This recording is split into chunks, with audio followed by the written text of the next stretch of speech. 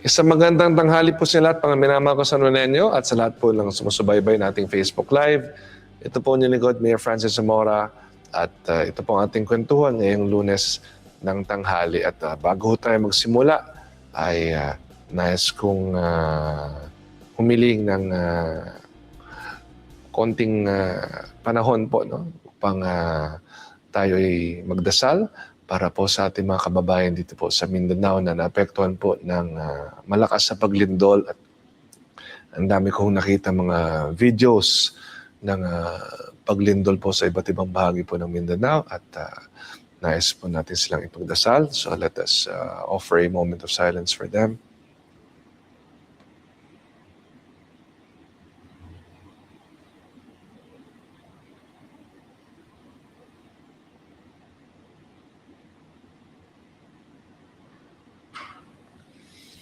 So, sa lahat nating kababayan sa Mindanao, kami po ay nagdarasal para po sa inyong kaligtasan at nagulat po ako sa mga videos na nakita ko. In fact, that was about an hour ago after our executive legislative MANCOM meeting at nakita ko nga po mga buildings na nag-collapse at tayo nagdarasal na makabalik muli sa normal ang buhay ng mga kababayan natin sa Mindanao at naway ang inyong kaligtasan po ay masiguro ng mga lokal na pamahalaan natin na nakakasako po sa inyo. At again, our prayers are with you and we pray that everything will go back to normal soon. Sige po. So we'll start. First of all, magandang tanghali po muli sa inyo lahat. So, sige, simula na tayo. Okay. Education updates po, no?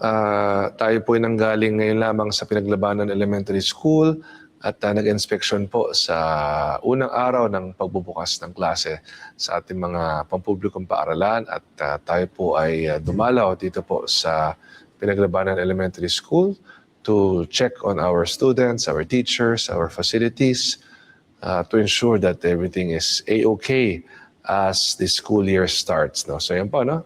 Yan ang ating mga mag-aaral mula po sa Pinaglabanan Elementary School at kahapon nga po ay in-inspection din natin yung mga tablets na ating pong ihahandog sa lahat ng ating mga mag-aaral sa mga pampublikong paaralan ng lungsod ng San Juan. So everyone from kinder to grade 12 will be receiving their tablets soon. At kahapon nga po ay in-inspection po natin yan. Yan po, no? Yan ang ating mga tablets. Nilatag po kahapon dito po sa ating atrium. In-inspect po natin sila. Lahat po yan may kanya-kanyang serial number that will be assigned to a specific student. So please, ito po ang aking paalala. Ingatan po natin ang ating mga tablets. Meron ho yung kasamang tablet protector, no? O yung pinaka-case niya. At ang aking paalala, ingatan po natin ito. Alagaan natin na mabuti.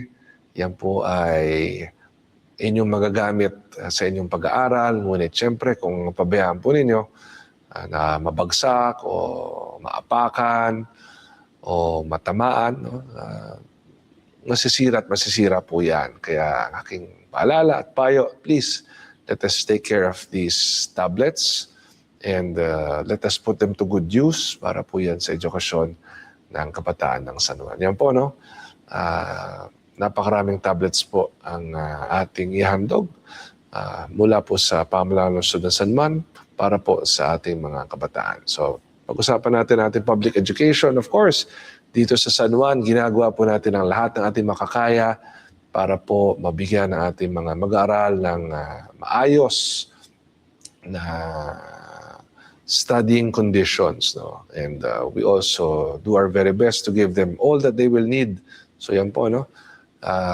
Yung mga tablets na ito, ating fiber optic internet connection sa mga classrooms, ganon din po sa inyong mga tahanan at ang inyong pong mga 55-inch smart TVs, ang inyong pong uniforms, customized rubber shoes, which we will be distributing possibly in maybe 2 months. No? So I'll let you know po kapag ready na.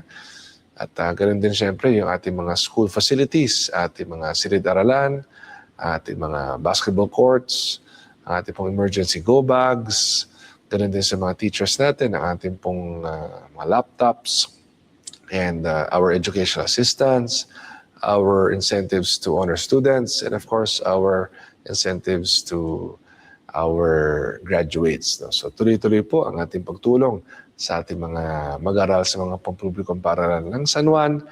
At nais ko ipaalala na ang San Juan po ang #1 amongst all highly urbanized cities in the Philippines when it comes to functional literacy rate. So yan po ang ating public education system dito po sa lungsod ng San Juan. Okay, so as we proceed, pwede ko bang tawagin si Nicolas?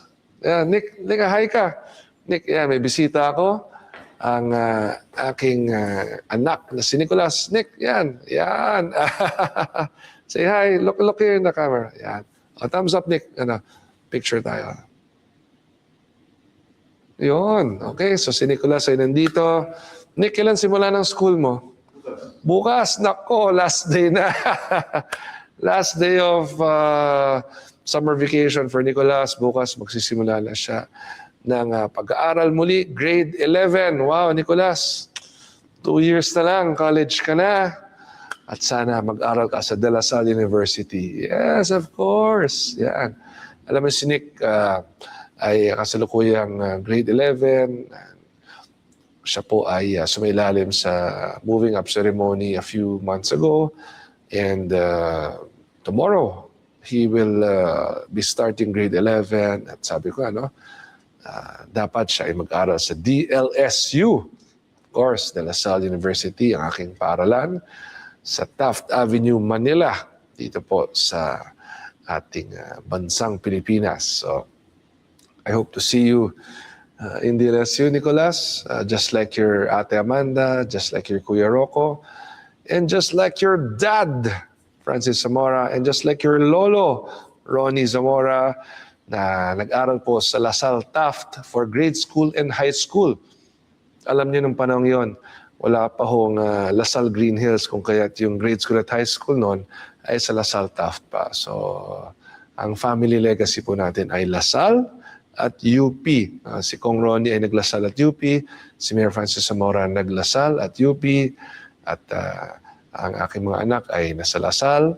At malay nyo, after La Salle ay mag-UP din. No? So ako, I finished my Master's in Public Administration in the University of the Philippines. And NCPAG, ito po yung National College of Public Administration and Governance. At ito po tinapos natin noong taong 2005 hanggang 2006. At yan ay isang karanasan na hindi ko malilimutan because I really had a wonderful learning experience in the University of the Philippines during those years. No? Sige po, pogi ni Nicolas. Pogi, Nick, kaway ka pa, salamat ka. Halika. Yan, si Nicolas. Yan, kaway, pogi. Ayan, siyempre, mana sa nanay at sa tatay. No? Si Nicolas is already 6 feet tall. Wow, 6 feet na. 6 feet tall, and he will be turning 16 years old this June 26. Nako, Nicolas, 16 ka na. Ang bilis ng panahon. Okay? Sige po, let's continue. Pag-usapan natin ang edukasyon pa rin. Tayo po ay nakipagpulong kay Deputy Secretary Sani Angara noong isang araw. Dinalaw po natin siya sa kanyang central office ng DepEd sa Makati. At yan po, ang ating naging pagdalaw sa ating mahal na kalihim. At pinag-usapan po natin yung ongoing efforts natin, of course, for public education dito po sa lungsod ng San Juan. At I also want to share with you that we submitted requests to the DepEd pertaining to our additional classrooms. So ito po yung mga kinakailangan natin, additional classrooms. Kaugnay na rin po ng ating National Classroom Building Program. At medyo challenging po tayo pagdating sa San Juan sapagkat wala na po tayong lupa, no? Unlike other areas, other cities na meron pang lupa, tayo po because we're very small at limited po ang ating lupa ay very challenging po ito. So ang mangyayari, we have to determine the older 1, 2, and the 3-story buildings that we can already demolish to pave the way for multi-level school buildings. Dahil wala nang ho tayong matayuan, kinakailangan po yung mga lumang mabababang gusali po ay i-demolish na po natin. At yun naman po ay papalitan ng mga bago at modernong silid-aralan at gusali na mas matataas na. No? So alam niyo po, dito sa Salapan Elementary School, we are currently building an 8-story building. No? Ang tawag na dyan ngayon ay Salapan Integrated School na. So pwede tayong magtayo ng mga gusali, no? Ng ating mga paaralan na mas matataas na kaysa kasalukuyan nating mga gusali. So again, yung 8 stories ay ginagawa na sa Salapan. At pwede rin pong gawin sa iba't ibang mga paaralan natin, lalong-lalo na dun sa mga lugar kung saan nakatayo yung mga lumang gusali pa natin na pwede nang gibayin at palitan ng bago. So the objective is to be able to build taller buildings to give way for more classrooms. Kasi ang layunin po natin ay maging single shift na po tayo sa San Juan. Mga 75 classrooms po ang kulang pa natin sa ngayon upang maging single shift na po tayo sa lahat ng ating mga public schools, and that's what we are trying to do through the National Classroom Building Program. So yan po ang pinag-usapan namin with Secretary Sani Angara, at sakto ay nakita rin po kami ni DLG Secretary John Vic Remulla, ni Governor Sol Aragones ng Laguna, Governor Abing Remulla ng Cavite, at ang ating pong mga undersecretaries at assistant secretaries ng DepEd. So yan po, no? Yan ang aming naging pagpupulong. Masaya po kami sapagkat kitang-kita natin na talagang tuloy-tuloy po ang suporta ng ating pamahalang nasyonal sa atin sa lungsod ng San Juan, lalong-lalo na pagdating po sa public education. So yan po, Governor Sol Aragones of Laguna, nandiyan po siya with Governor Abing Remulla, of course, of Cavite. So after that, we also had a meeting with our department heads and the undersecretaries and assistant secretaries of DepEd to discuss po, no, yung mga nitty-gritty ng mga proyekto programa natin dito sa San Juan in collaboration with DepEd. Okay? So sige po, next, alam ko ho, no, ay nabasa ninyo yung announcement natin tungkol dun sa 200 slots pagdating sa college financial assistance. At sa loob ng isang araw, napuno po ang 200 slots agad. No? Napakabilis. Ibig sabihin talagang maraming tumatangkilik sa ating mga programa pagdating po sa pagtulong sa ating mga mag-aaral. Ito specifically for college. So, ito po, no? If I may read, no? Ito yung naging programa natin sa UniFast, tulong-dunong program for 200 qualified college students. So, alam ko po, napuno na yung slots, and we will now be evaluating all of the applicants, at kung kayo po ay pumasa sa evaluation, ay magiging eligible po kayo para dito sa programang ito. So, ito po ay tulong po natin sa ating mga college students dito po sa lungsod ng San Juan. Okay, so sa ano naman po, no, pagdating po sa ating infrastructure, bukas po, no, ay magkakaroon tayo ng groundbreaking ng ating San Juan National High School. Ito po ay additional facilities po ng inyong paaralan. Ito po, no, 8-story, 46 classroom multipurpose building. So wow, napakalaki ho niyan. Ito na yung sinasabi ko, no, yung mga mas matataas na gusali na hindi na yung mga dating 4 stories lamang. Ngayon po, 8 stories na po ito. At again, it follows na kung mas mataas po ang gusali, mas maraming classrooms po ang ating may tatayo. So, ito po specifically, no, 8 stories, 46 classrooms. No? Napakarami ho niyan. So, kita-kita po tayo bukas at 10:30 a.m. dito po sa San Juan National High School. You're all invited to witness the groundbreaking ceremony. So sa lahat po ng ating mga mag-aaral sa San Juan National High School, sa inyong mga magulang, mga guro, at ating principal, at sa ating DepEd San Juan family, see you all tomorrow for the groundbreaking ceremony. Okay? At right after, tayo naman po itutungo sa San Juan Science High School para naman po sa inauguration ng ating mga bagong facilities. So ito po yung naging retrofitting natin at additional classrooms po for San Juan Science High School. So ito po ang paaralan ng mga pinakamatalinang mag-aaral natin sa mga pampublikong paaralan dito po sa San Juan.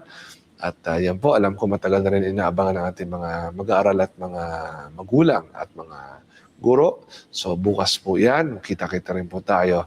So to all the students of San Juan Science High School, to all your parents and the teachers, and of course our principal and the DepEd family, see you all tomorrow, 11 a.m. naman. So dire-diretso po tayo bukas. At pagkatapos po naman yan, ay magkakaroon po tayo ng topping off ceremony naman at 11:30 a.m. sa ating makabagong San Juan Sports Center. So ano ibig sabihin ng topping off ceremony? Ibig sabihin nun yan, inabot na natin yung tuktok ng gusali na ating tinatayo. So nasa 4th floor na po tayo at mabilis po nating pinapatayo ito sapagkat gusto nga natin by next year ay mapakinabangan na ang ating makabagong San Juan Sports Center. And just to share with you, kahapon po ay kausap natin ng PBA. Nanood po tayo ng PBA kahapon, no? Ang Ginebra versus TNT Game 3 ng PBA Championship. At tayo po ay nakipag-usap kay Commissioner Willie Marshall ng PBA and of course the heads of the Philippine Basketball Association. Sapagkat sabi ko nga, by next year ay magkakaroon na tayo ng makabagong San Juan Sports Center. At syempre, inalok ko na ang ating pasilidad. Bagamat di pa tapos ngayon, ay inalok ko na ho, no? Kasi kung maging venue tayo ng PBA, ganoon din ng mga ibang sporting events, no? Sapagkat kausap ko na rin po ang TV5 family, ang ating mga heads po ng TV5 na siya naman pong nag-i-air ng PBA at iba't ibang mga sporting events. We want our makabagong San Juan Sports Center to be a hub of various sporting events in the Philippines. At yan po ay malaking tulong sa atin. Siyempre, mas dadalawin tayo ngayon ng mga atleta, ng PBA, possibly UAAP, NCAA, the volleyball leagues, no, lahat yan. We will of course invite them all to play here in our makabagong San Juan Sports Center. At ganoon din, ang mga pasilidad natin, hindi lamang para sa basketball o volleyball, ang ating sports center po ay maraming facilities for various sports. So we're also in coordination with the Philippine Sports Commission for this. No? So yan, excited po ako para dyan. So bukas makikita natin ang progress ng ating pong tinatayong makabagong San Juan Sports Center. Okay, so let's proceed. As announced, mamaya po ay magsasagawa ang Home Along the Riles ng kanilang Family Day dito po sa Barangay St. Joseph. At 2 o'clock ay magkakaroon po ng exhibition game ang ating Mayor's Cup Volleyball All-Stars. Kalaban po ang Home Along the Riles cast. 2 o'clock po yan. So open to all. Pwede po kayong dumalaw doon para manood. At pagkatapos naman po niyan ay magsasagawa po ang Home Along the Riles ng isang Family Day program for their chosen beneficiaries from San Juan. At after po ay magkakaroon ng press conference naman ang cast ng Home Along the Riles with the media at 6 o'clock. So yan po ang pagdalaw ni Vandolph Quizon at ni Boy 2 Quizon. Sila po ay dumalaw sa akin about 2 weeks ago to plan for this Family Day which will be happening this afternoon dito po sa lungsod ng San Juan. So thank you, Home Along the Riles family. At kita-kita po tayo mamaya. Okay, so paalala lang po, no, sa Huwebes na, June 11, ang deadline ng ating in-announce na programa ng aking anak na si Rocco Zamora na libreng pag-opera ng katarata. At yan po, no, nagkaroon po tayo ng additional slots kung kaya nagkaroon tayo ng extension din sa application para dito. So, yan po, no, additional slots for free cataract screening and operation for San Juaneños sa pagsusumika po ni Rocco Zamora, katuwang ang PhilHealth. So please, kung meron kayong mga mahal sa buhay o kamag-anak na San Juaneño na kailangan operahan sa katarata, makipag-ugnayan na po sa aking tanggapan at libre po ito. Wala po kayong gagastusin ni piso. So everything from the screening to the actual cataract operation, wala po kayong babayaran. Pati sa lens na ikakabit po sa inyo, wala rin po kayong babayaran. So maraming salamat sa aking anak na si Rocco sa inyong pagsusumikap at syempre sa PhilHealth, maraming salamat po. Okay, again, a reminder, yung Grassfield area po ng ating pinaglabanan shrine ay sarado po hanggang June 11 to give time for its rehabilitation. So napansin natin noong June 3, kita nyo yung picture from May 19 to June 3, ang laki na ng ginanda. No? Pero meron pa rin patches of dry areas na nakikita tayo. So tayo po ay nagdesisyon na i-extend hanggang June 11 po ang pansamantalang pagsasara ng Grassfield area. No? So yung damo lamang ang sarado, ngunit of course bukas po ang shrine para sa inyo. Sa June 12 po, magdiriwang tayo ng ating Independence Day at dyan po yung gagawin sa pinaglabanan shrine. So tama-tama, by June 12, it will be open to the public once again. Okay? Sige po. So tayo po ay nakatanggap ng 2 recognition mula po sa Anti-Red Tape Authority. Paki-flash nga sa screen please yung ating pinanalo. So yan po, no? If I may read, from our ARTA, Ease of Doing Business Month, Plaque of Commendation, Top 10 Fastest Processing Local Government Unit. So the City of Government of San Juan, Metro Manila, in recognition of its efficiency and proven commitment to delivering fast and responsive public service as the top 10 fastest processing local government unit for new business permit application. Its dedication to productivity and prompt service delivery sets a benchmark for LGUs nationwide. Given this first day of June 2026 at the UP Ayala Land Techno Hub, Diliman, Quezon City, is signed by Secretary Ernesto Perez, Director General. At yan po ang ating nakuha recognition. And isa pa, no? Same, plaque of commendation. Top 10, ito naman, top 9 fastest processing local government unit. Ito naman po, pagdating sa, basahin po natin, no? City Government of San Juan, Metro Manila, in recognition of its efficiency and proven commitment to delivering fast and responsive public service as the top 9 fastest processing local government unit for business permit renewal. So kanina po, top 10 tayo sa new businesses at top 9 naman sa business permits renewal. So ibig sabihin yan, mabilis po tayo pagdating po sa mga applications for new business permits and renewals of business permits that have been operating already. No? Yung mga businesses na nag-operate na at nag-renew. So top 10 and top 9 po tayo. So congratulations po sa atin at pagbutiin po natin ang ating paglilingkod sa ating mga mamamayan. To our BPLO, congratulations to all of you. At sa lahat po na mag-apply ng mga negosyo rito sa ating lungsod, whether you're a new business or you're renewing, saan po ninyo na ginagawa po ng San Juan ang lahat na aming makakaya upang mapabilis pang proseso ng inyong pag-apply at pag-renew ng mga business permits po ninyo. Okay? So next, nagkaroon po tayo ng back-to-back payouts po last week po, no? Pagdating sa ating mga financial assistance requests. At ganoon din po yung ating naging cash for work program dito po sa ating lungsod. So sa lahat po ng beneficiaryo, naway makatulong po ito sa inyong lahat. Okay, next, nagkaroon din po tayo ng isang dinner meeting with our San Juan PNP headed by our Chief of Police, Colonel Anthony Gantang. At kasama dyan yung mga officers ng ating San Juan PNP. So trinit ko lang po sila sa konting dinner as a way of recognizing all of their efforts in keeping San Juan safe and peaceful. Alam nyo, tayo po ang lungsod sa Metro Manila with the lowest crime volume.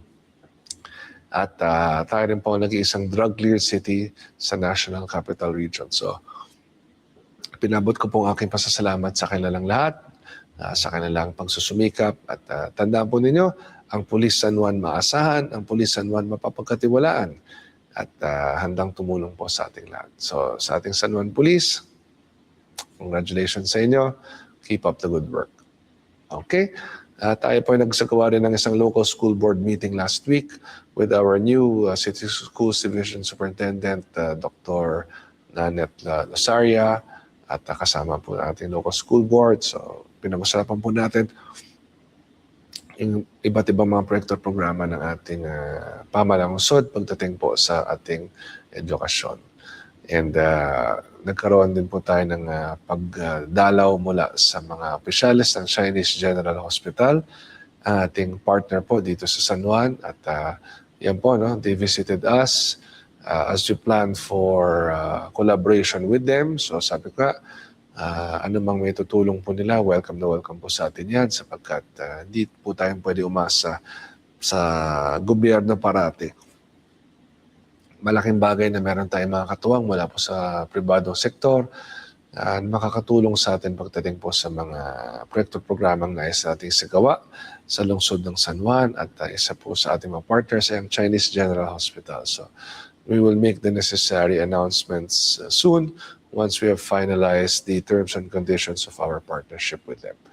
Okay, next po, dumalaw sa atin si Nika Lizardo ng DICT. Siya po ang head ng ating eGovPH Servicio Hub.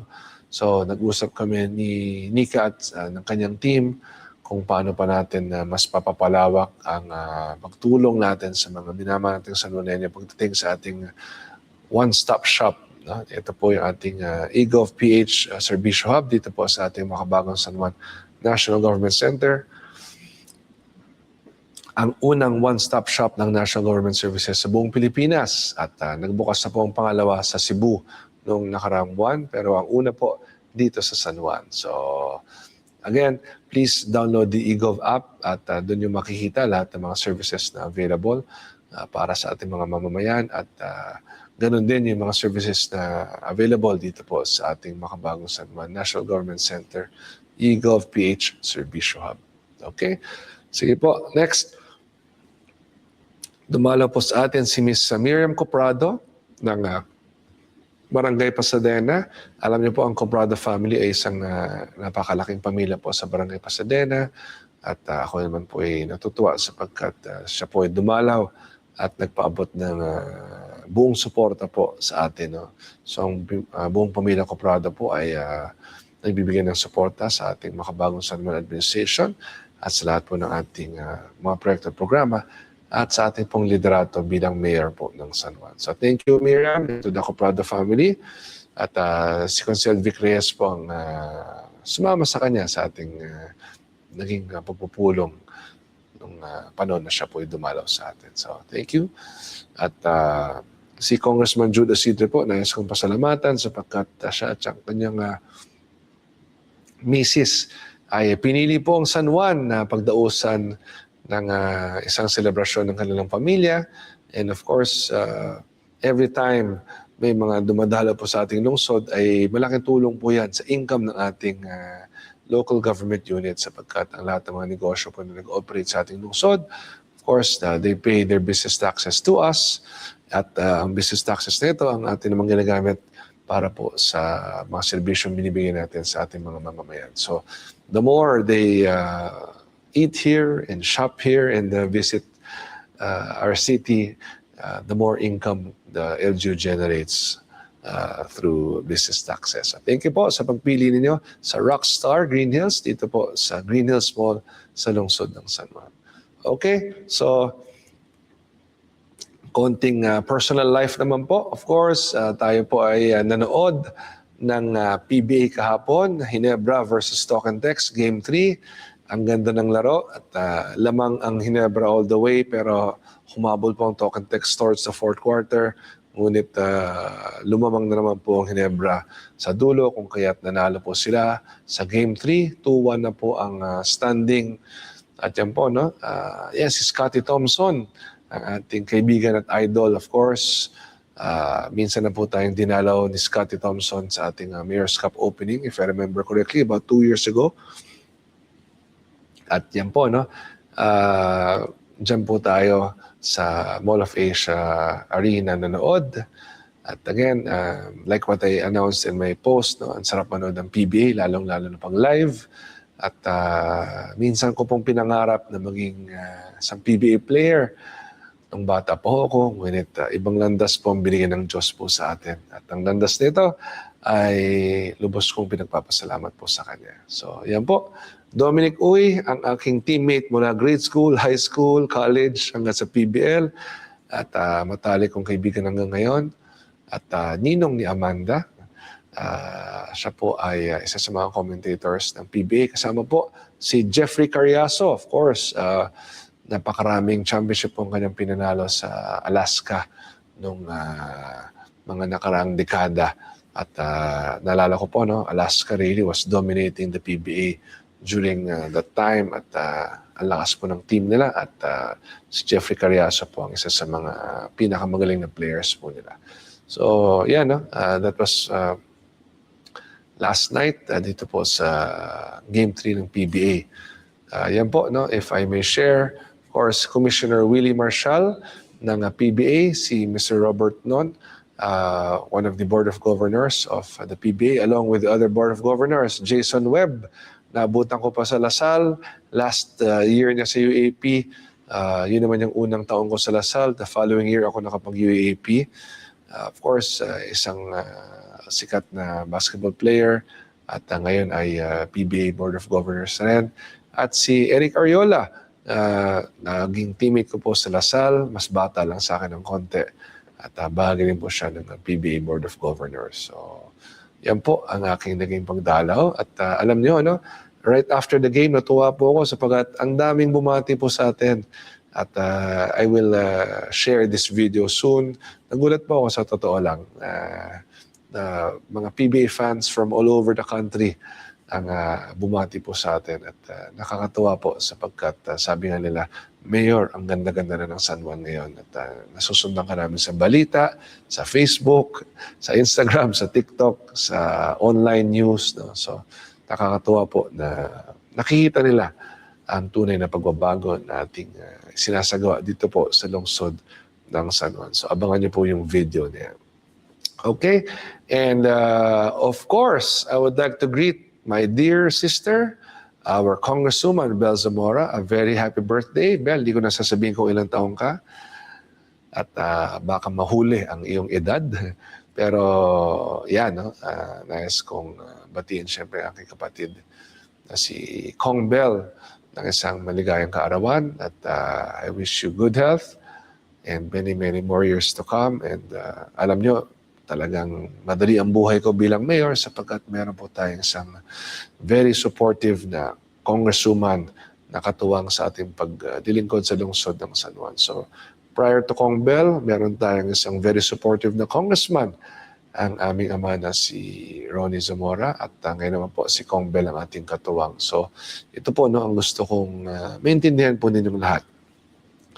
Magiging mahirap po ang buhay ko bilang mayor kung ang congressman o ang congresswoman ay hindi tumutulong sa atin.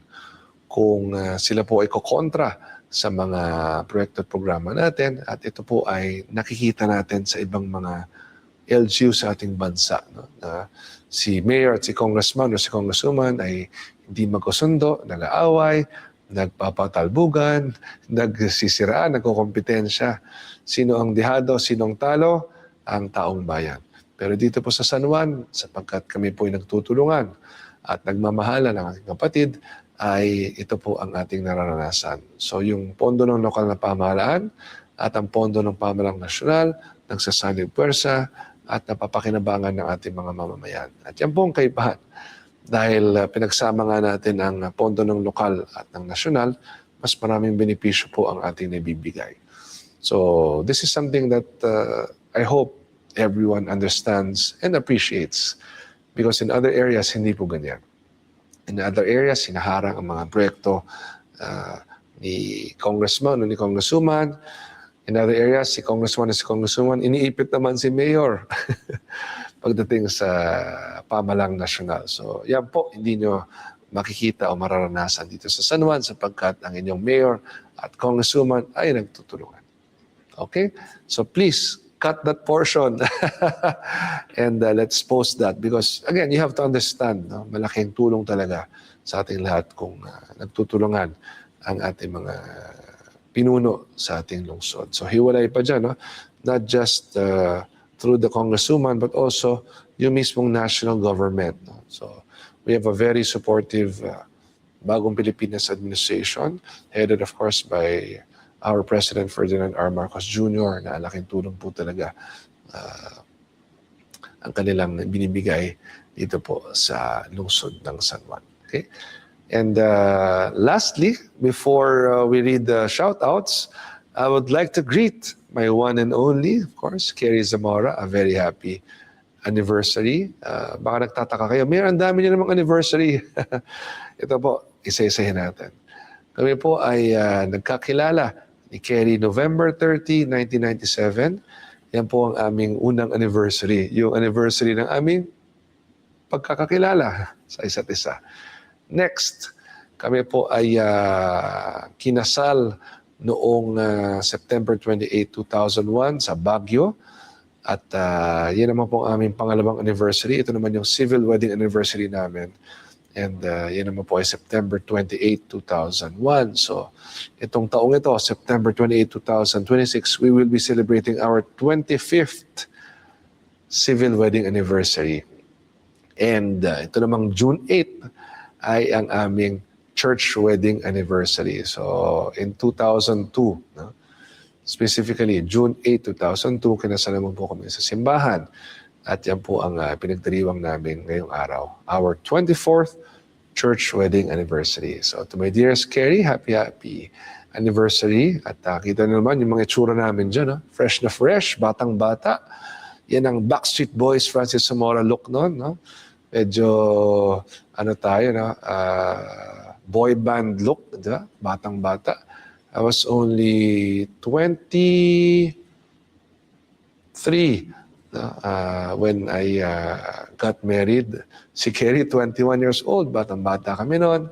Pero again, it's not about the age. It's really about your maturity and how you respect each other as a married couple. At again, wag na wag tayo gagawa ng bagay na makakasira sa ating pamilya at sa ating pagsasama. No? At ito po, I want to share this with all of you.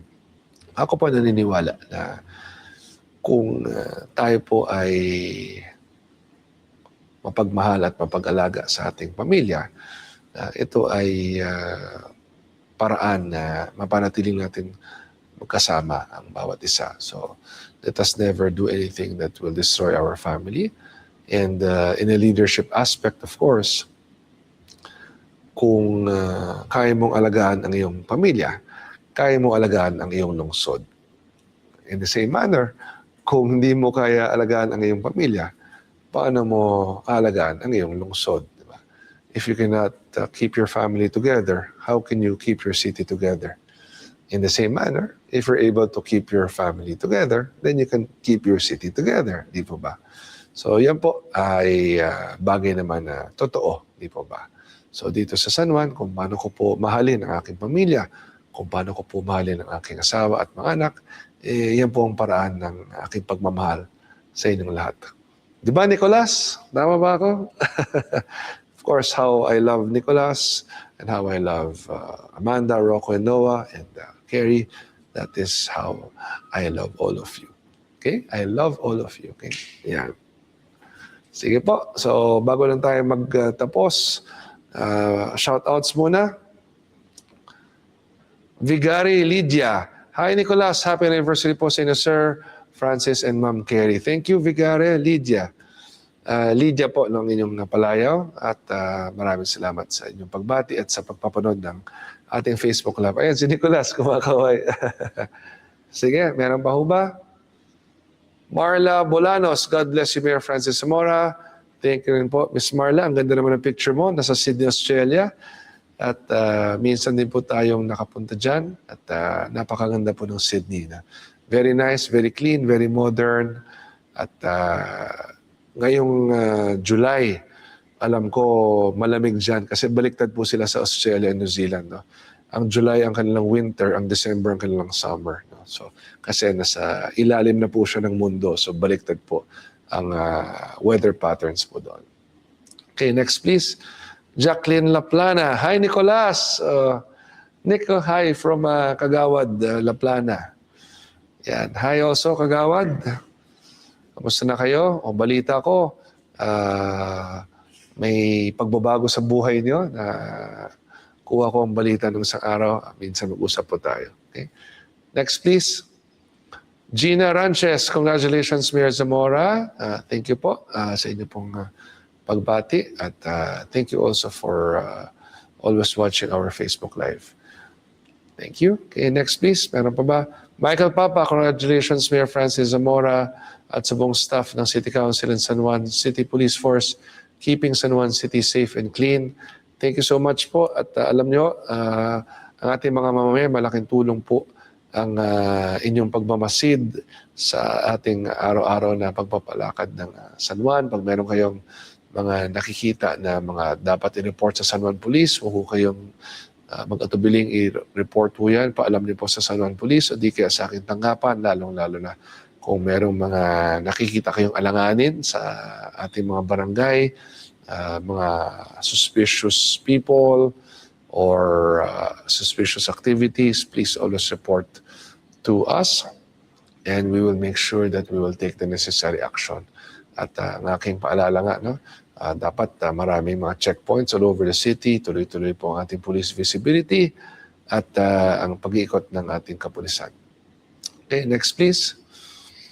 Julie Obong, good afternoon Super Mayor. Thanks so much po sa lahat ng binibigay nyo sa mga San Juaneños.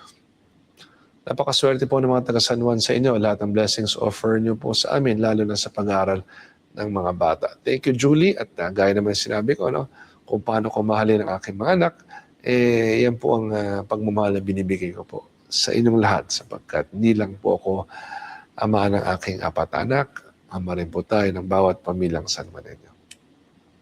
Okay, next, Florence Ares, of course. Nako, si Ma'am Florence na una kong nakilala nung teacher pa lamang siya at ngayon po ay principal na.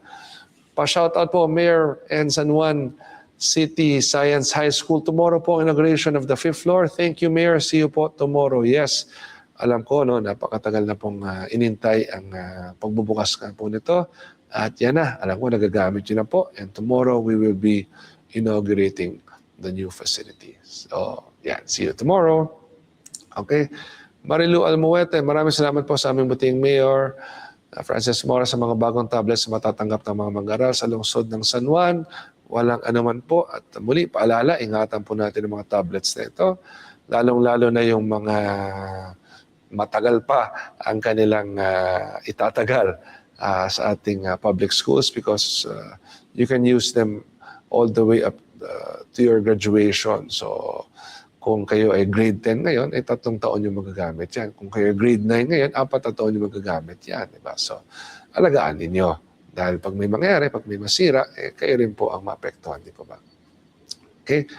Yan. Kita nyo. Hindi yan floor tiles. Yan po ay mga tablets natin.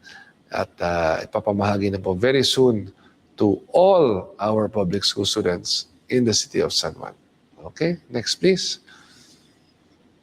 And Espacio, yan. Thank you po, Mayor Francis Zamora, sa mga binibigay niyo sa mga students. Nako, walang anuman. At muli, no, makakaasa po kayo na ang inyong pamahalang lungsod ng San Juan ay patuloy na susuporta sa ating mga mag-aaral. Ang tanong ko sa inyo, naranasan ba natin dati yan? Kayo pong mga magulang, nung kayo po ay nag-aaral pa sa ating mga public schools, naranasan niyo ba ang lahat ng ito? O, kayo lang po makakasagot yan. Okay? Sige po. So please don't forget to follow all our social media accounts and platforms sa Facebook, Instagram, X, TikTok, and YouTube. Pati po ang ating weekly Manila Bulletin column, please follow. Ito po yung Metro Matters kung saan tayo po nagsusulat tungkol sa iba't ibang mga bagay na ating nakikita sa Metro Manila, sa iba't ibang bagay nating bansa at ganoon din sa ating lungsod pagdating sa governance. So, ito po ay weekly nating column sa Manila Bulletin. So, sa inyo lahat, maraming salamat sa pagpapanood natin Facebook Live. Muli, pag meron kayong mga bagay na gustong paabot sa akin, please coordinate with my mayor's office through our hotline 137-135 local 114 o di kaya sa 0956-529-7286. Muli, ito pong ininigod Mayor Francis Zamora. Maraming salamat po. Ito ang inyong makabagong samahan.